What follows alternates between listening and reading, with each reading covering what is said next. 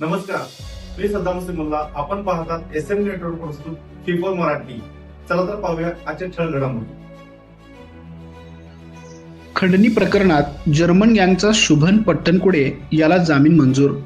कबनुरीतील खंडणी प्रकरणात अटकेत असणारा जर्मन गँगचा म्होरक्या शुभम पट्टणकुडे उर्फ SP याला जामिनावर मुक्त केले.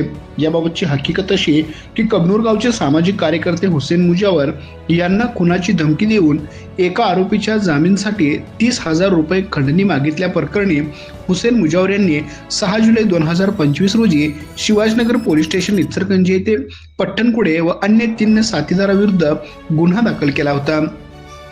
तरी जामिनासह सरकारी वकील यांनी कडाडून विरोध केला होता. त्यानंतर ॲडव्होकेट संग्राम नरंदेकर यांनी सुप्रीम कोर्टाचा न्यायनिवाडा सादर करून आरोपीस चुकीच्या गुन्ह्यात अटक केली आहे. आरोपीस लावलेले भारतीय न्याय संहिताचे कलम लागू शकत नाही असा युक्तिवाद केला. मान्य न्यायालयाने ॲडव्होकेट संग्राम नरंदेकर यांचा युक्तिवाद ग्राह्य मानून आरोपीस जामीन मंजूर केला, अशी माहिती ॲडव्होकेट संग्राम अशोक नरंदेकर यांनी प्रसिद्धी पत्राद्वारे दिली.